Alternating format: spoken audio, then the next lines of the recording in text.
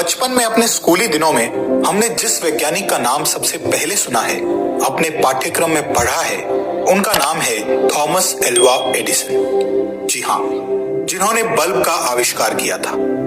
इसके अलावा उनके बचपन में छोटी छोटी शरारतें जो उन्होंने प्रयोग के तौर पर की थी, उन सब ने हमको खूब हंसाया। यदि हम आम लोगों की बात करें तो उनके बीच एडिसन कहीं ज्यादा लोकप्रिय हैं। उन्हें एक प्रेरक व्यक्तित्व की तरह दुनिया भर के स्कूली पाठ्यक्रम में पढ़ाया जाता है। बचपन में ही एडिसन की सुनने की क्षमता जाती रही, लेकिन ये शारीरिक कमी विज्ञान के प्रति उनकी लगन में कभी बाधा नहीं बनी। उन्होंने अकेले अमेरिका में 1000 से ज्यादा आविष्कार अपने नाम पर पेटेंट करवाए थे। इनके अलावा एक वैज्ञानिक का नाम भी हम सभी ने अपने स्कूली दिनों में बहुत सुना। उनका नाम है एल्बर्ट आइंस्टीन। लेकिन काफी बड़े होने तक हम ये नहीं जान पाए कि बल्ब का आविष्कार तो एडिसन ने किया है, मगर जो ये बिजली हमारे घरों तक पहुंच रही है, फैक्ट्री आदि में बड़ी बड़ी मशीनें चलती है, अंतरिक्ष में रॉकेट भेजे जाते हैं, इनका आविष्कार किसने किया था? इनके पीछे क्या विज्ञान है? तो दोस्तों, आज हम उस वैज्ञानिक के बारे में बात करेंगे जिनके बारे में कहा जाता है कि इन्होंने पृथ्वी को प्रकाश से सजाया। उनका नाम है निकोला टेस्ला। आज हमारे घरों में जो बिजली पहुंचती है वो एसी सिस्टम के माध्यम से पहुंचती है, जिसका आविष्कार टेस्ला ने ही किया था। दोस्तों, टेस्ला विज्ञान को तो समझते थे, परंतु सामाजिक व्यवहार को नहीं समझते थे। इसीलिए वो कभी भी उस ख्याति को नहीं प्राप्त कर पाए जो आइंस्टीन और एडिसन को मिली। टेस्ला के आविष्कार आइंस्टीन और एडिसन से कम नहीं, बल्कि कुछ बढ़कर ही थे। पर चुपचाप रहने वाले टेस्ला में वो आकर्षण नहीं था जो कि उन दोनों में था। महान वैज्ञानिक, इंजीनियर, आविष्कारक निकोला टेस्ला की कहानी बहुत ही इंटरेस्टिंग और रहस्यमयी भी है।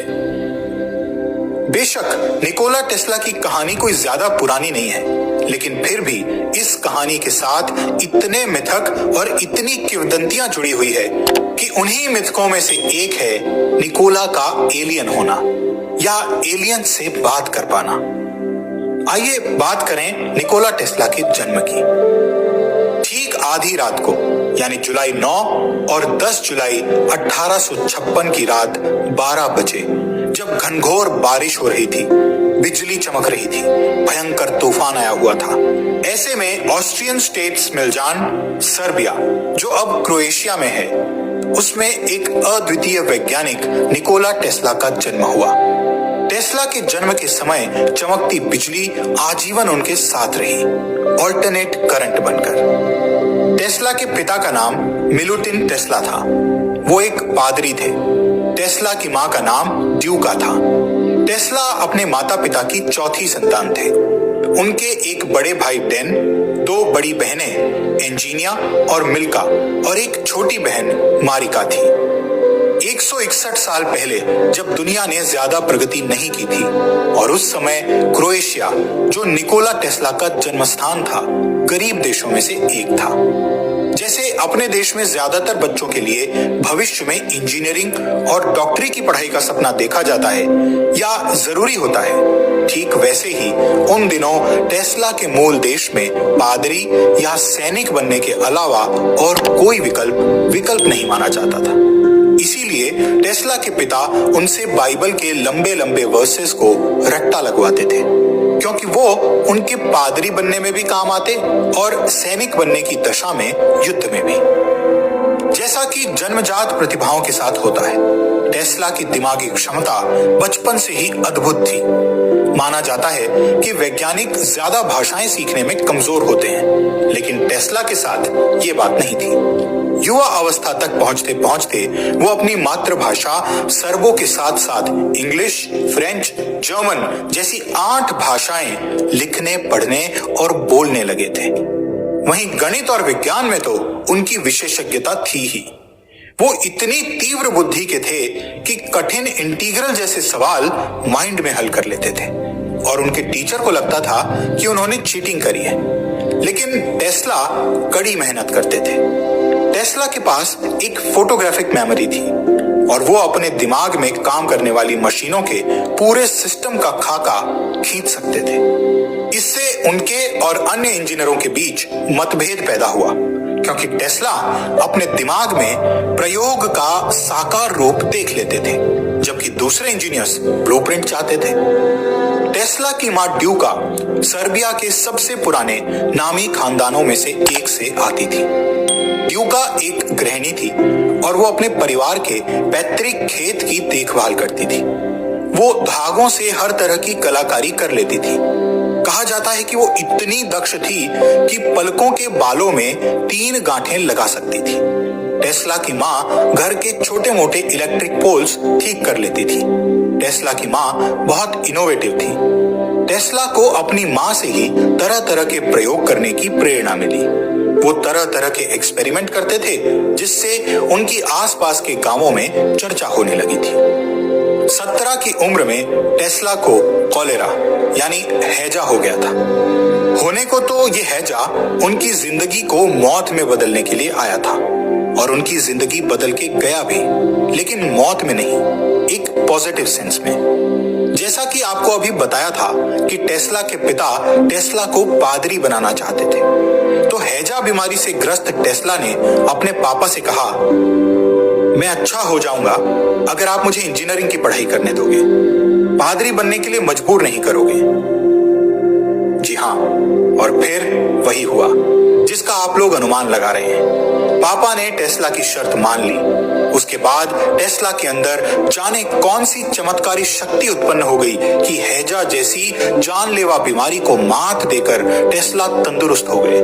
उसके बाद टेस्ला के पापा ने अपना वादा पूरा किया और उन्हें ऑस्ट्रेलिया की सबसे अच्छी इंजीनियरिंग कॉलेज ग्रेज के ऑस्ट्रेलियन पॉलिटेक्निक कॉलेज में एडमिशन करा दिया। पहले ही सत्र में टेस्ला ने पूरे के पूरे 9 एग्जाम्स पास कर लिए, जबकि सिर्फ 4 एग्जाम पास करने की जरूरत थी। फर्स्ट ईयर में कॉलेज में फर्स्ट आने वाले टेस्ला, जितने जरूरी सब्जेक्ट होते हैं उसमें सबसे ज्यादा एग्जाम्स क्लियर करने वाले टेस्ला, एक भी दिन क्लास न मिस करने वाले टेस्ला, सेकेंड ईयर का अंत आते आते जुए की लत में अपने को तबाह करने लगे। थर्ड ईयर में अपनी पॉकेट मनी और अपनी कॉलेज की फीस भी हार गए। लेकिन हार के जीतने वाले को ही टेस्ला कहते हैं। शीघ्र ही टेस्ला ने धीरे धीरे सारे पैसे रिकवर कर लिए और फिर संभोग से समाधि की तर्ज पर एक झटके में जुआ खेलना छोड़ दिया। लेकिन कुछ नुकसान ऐसे होते हैं जिनकी भरपाई करना असंभव है। पैसा तो वापस आ गया, पर गया समय वापस नहीं आया। टेस्ला इंजीनियरिंग कॉलेज से ड्रॉप आउट हो गए अपने सपने पूरे करने के लिए। निकोला ने ग्राज के तकनीकी विश्वविद्यालय में गणित और भौतिकी का अध्ययन किया। यहीं पर उन्होंने माइकल फैराडे के इलेक्ट्रोमैग्नेटिक सिद्धांत का गहराई से अध्ययन किया और उसमें कुछ सुधार भी किए। उन्होंने अपने प्रोफेसर से ऑल्टरनेटिंग करंट के कॉन्सेप्ट की बात की, तो प्रोफेसर ने उनकी इस बात को मजाक में उड़ा दिया। 4 साल की पढ़ाई को टेस्ला ने 3 साल में ही पूरा कर लिया और 1873 में वो ग्रेजुएट हो गए।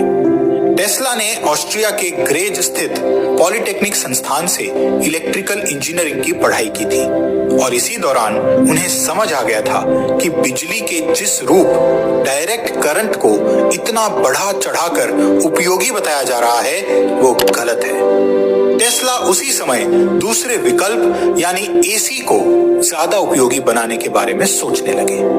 टेस्ला अविवाहित थे और उनका मानना था कि उनका ब्रह्मचर्य उनकी वैज्ञानिक उपलब्धियों में सहायक रहा है।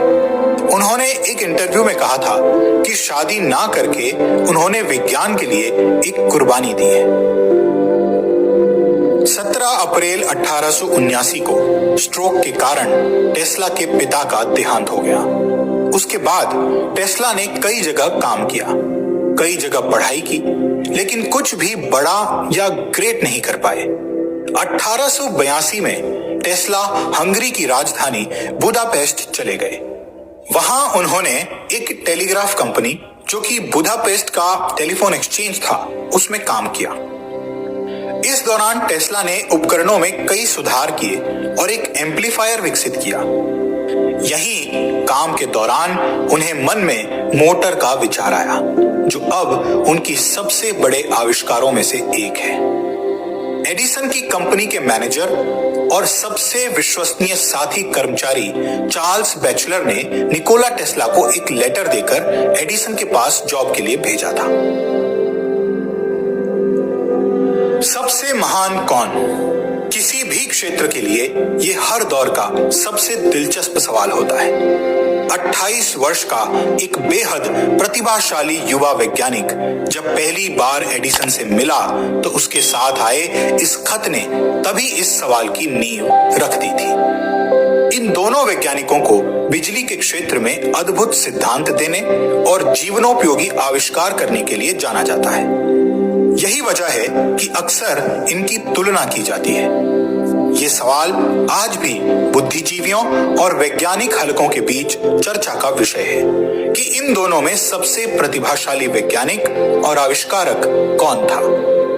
बल्ब बनाकर दुनिया को रोशन करने वाले थॉमस अल्वा एडिसन या फिर ऑल्टरनेट करंट यानी एसी का इस्तेमाल व्यावहारिक बनाकर धरती के कोने कोने तक बिजली पहुंचाने वाले निकोला टेस्ला। खैर, चार्ल्स बैचलर का दिया खत लेकर टेस्ला बुडापेस्ट से अमेरिका गए इमिग्रेंट बनकर। ये इमिग्रेंट जब अमेरिका पहुंचा तो उनके पास पैसे के नाम पर केवल 3 सेंट बचे थे। जिस जहाज में वो सफर करके आए थे वो डूबते डूबते बचा था। उसके बाद जहां पर वो उतरे वहां भगदड़ मच गई। एक बार फिर टेस्ला मौत के मुंह से बचकर आ गए। वो इमिग्रेंट जो यदि तब मारा जाता तो अमेरिका को कोई फर्क नहीं पड़ता, लेकिन ये कहना गलत है कि कोई फर्क नहीं पड़ता। दरअसल अमेरिका ही नहीं बल्कि हम सबको पता ही नहीं चलता कि आज हम कितने पीछे होते उस एक व्यक्ति के न होने से। चार्ल्स बैचलर ने निकोला टेस्ला को जो लेटर देकर एडिसन के पास जॉब के लिए भेजा था, उस लेटर में लिखा था, एडिसन जी, मैं दुनिया में 2 कमाल के लोगों को जानता हूं। एक आप हैं और दूसरा आपके सामने खड़ा है।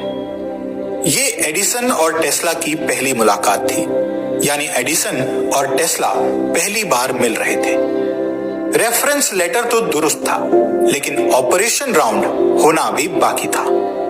कहा जाता है कि एडिसन का दिया ऑपरेशन राउंड क्लियर करना बड़ा मुश्किल होता है।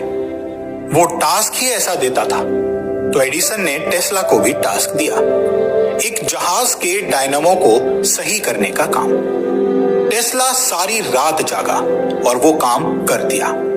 एडिसन बहुत प्रभावित हुआ और उसने टेस्ला को जॉब में रख लिया।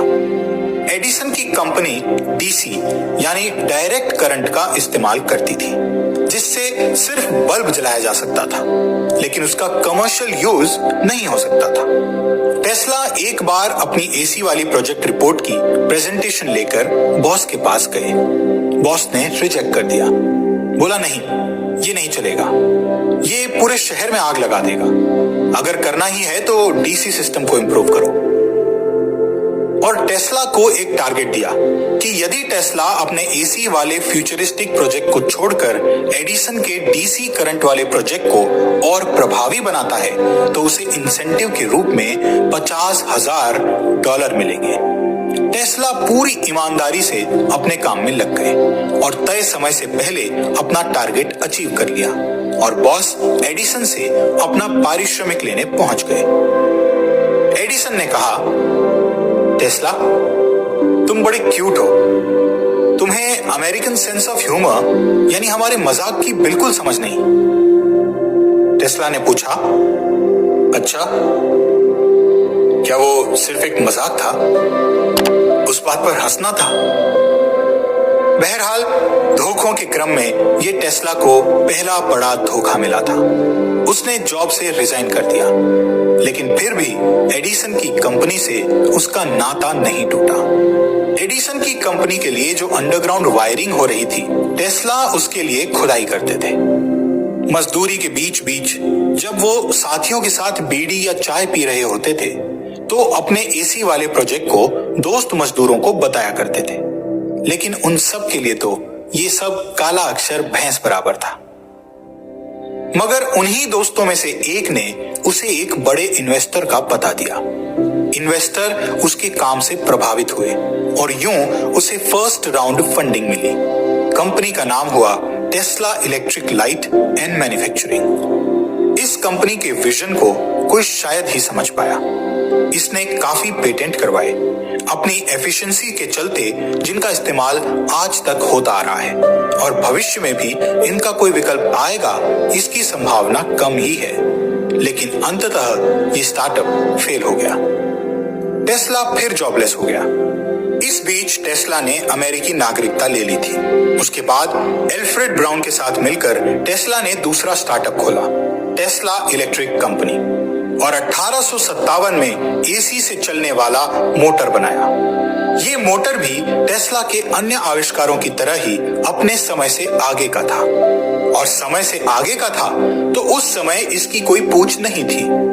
लेकिन इस बार टेस्ला का आविष्कार मार्केट को अपनी ओर आकर्षित करने में सफल रहा। जॉर्ज वेस्टिंगहाउस से सेकेंड राउंड की फंडिंग मिली। उसके बाद शुरू हुआ वॉर ऑफ करंट, जहां एक तरफ एडिसन और उनकी डीसी थी और दूसरी तरफ टेस्ला और उनका एसी। टेस्ला के एसी से पहले पूरी अमेरिका में डीसी की व्यवस्था लागू थी। डीसी उस बिजली की धारा को कहते हैं जो एक ही दिशा में बहती रहती है।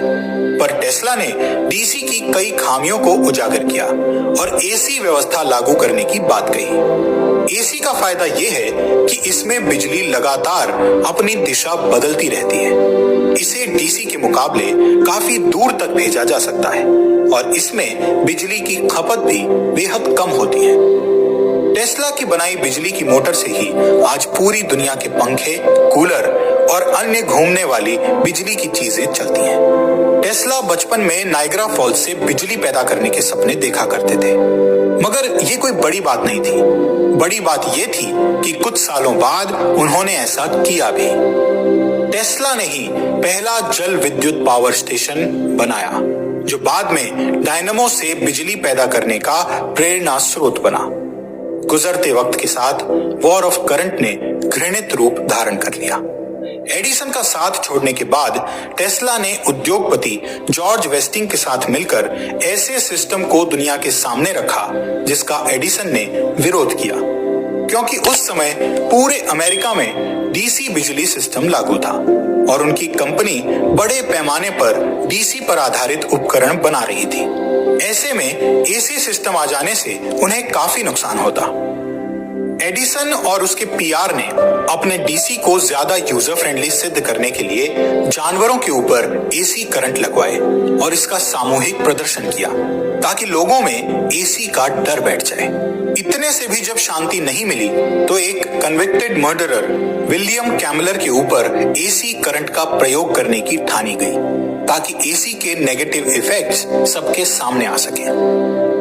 दरअसल साउथवेस्ट नाम के एक दंत चिकित्सक ने सोचा कि कैदियों को फांसी पर लटकाने से अच्छा बिजली के झटके से मृत्यु दंड देना होगा।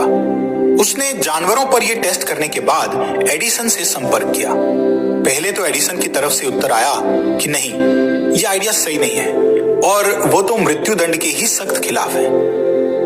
एक महीने बाद साउथवेस्ट ने एडिसन को फिर से पत्र लिखा। अब की बार एडिसन की राय बदल गई थी। वॉशिंगटन पोस्ट के मुताबिक एडिसन ने जवाब लिखा, इस सब के लिए वेस्टिंगहाउस द्वारा निर्मित ऑल्टरनेटिंग करंट मशीन सबसे उपयुक्त रहेगी।